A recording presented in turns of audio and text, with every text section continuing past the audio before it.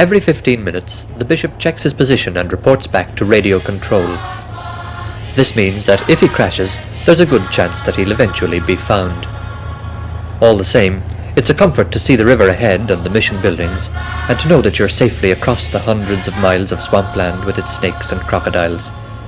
In New Guinea, the world's newest and most primitive nation, it's good to be among friends.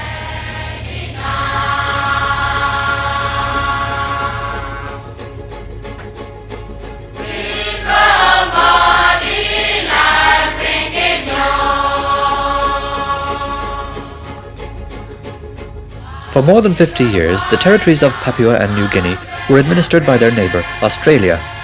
In December 1973, they were granted internal self-government with complete independence to follow.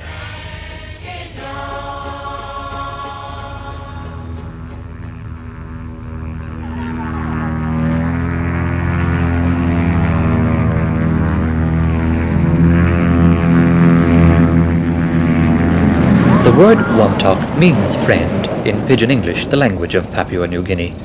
A friend is someone who speaks the same language, who talks the one talk, hence wantok.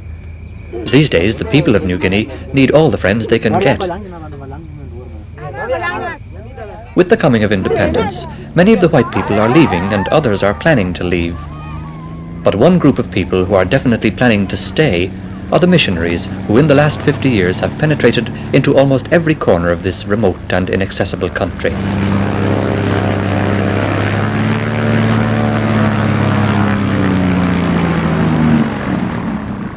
Bishop Leo Arkfeld travels his diocese of Wewak in a Cessna 180. In theory, he has 3 possible ways of getting to the parish of Conduanum with its tin-roofed church and smiling children.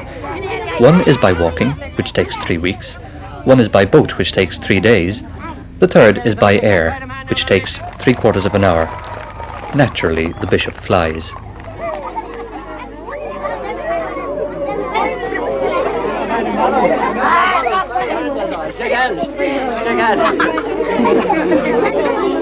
The welcome in each mission is carefully stage managed by the parish priest, but it's genuine all the same. The missionaries have never been more needed in New Guinea than at the present moment. They stand for stability and reassurance in a time of rapid and frightening change.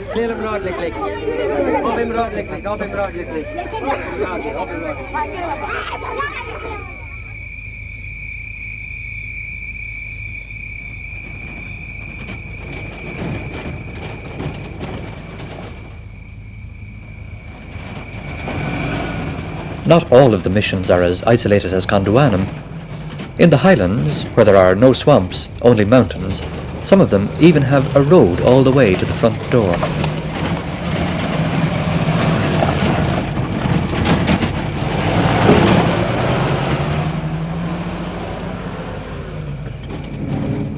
Father Joe Fitzgibbon can drive from the town of Mount Hagen to his house in Karap. The road is unsurfaced, rocky and unsafe at any speed. The last stretch rises to 7,000 feet and passes over 104 bridges and culverts. But at least it's there. I don't think there is 20 yards of straight road on the way. So I find that the road demands my full attention. And I remember one occasion some months ago when, as I was driving along, I sneezed suddenly. And with the sneeze and the bending of my head, I suppose it took a matter of 2 or 3 seconds, but in that short time, I was very, very close to going over the edge. In that few seconds, I veered from course and very, very nearly went over the edge.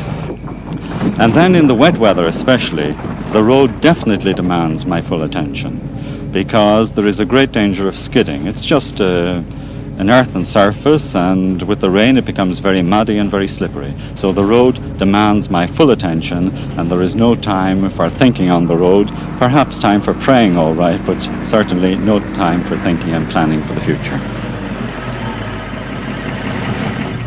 The priest's house at Karap is built on top of a mountain ridge, the only reasonably level place for miles around. It was designed by Father Fitzgibbon himself, and he also did most of the building. Every plank and every nail in the house had to be brought from Mount Hagen. The view from the house changes every day. Sometimes you can see all the way from Mount Wilhelm to the Uat Gap. Other times the house seems to be floating on a sea of clouds, completely cut off from the houses in the valley many hundreds of feet below. The people who live here were only discovered by the outside world during the 1950s, but this is nothing strange in New Guinea. There are still some small tribes in the remoter regions that have avoided any contact with the rest of men, though their number is diminishing. Even when the contact is made, their way of life doesn't change very suddenly or very rapidly. The main new factor that the outside world has brought to a place like Karap is money. In the past, nature has always provided plenty of fruit and vegetables, and there has never been much motive for working. But now they've discovered that strangers are willing to give money for such things as coffee beans, and that the money can be exchanged for cloth or meat or tobacco. So they sit around happily for hours on end, squeezing the precious coffee berries and dreaming of the good things that lie in store.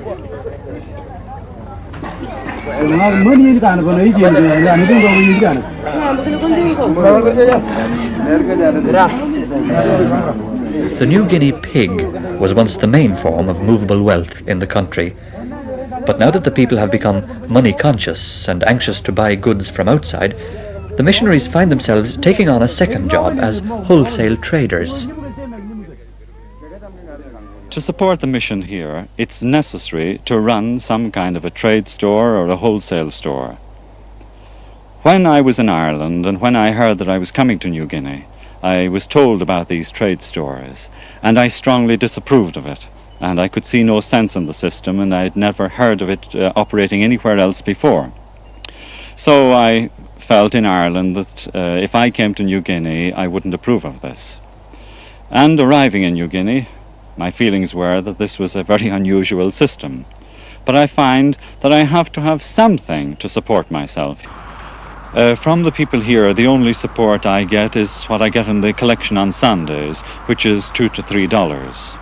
But now I am asking them to build a new school here. In the past, the mission has always built the school, but now I am asking them to build the school. And so far they have collected $350, and with that money we have put up the framework of the school, and within the next few days we hope to put the corrugated iron roof on the school.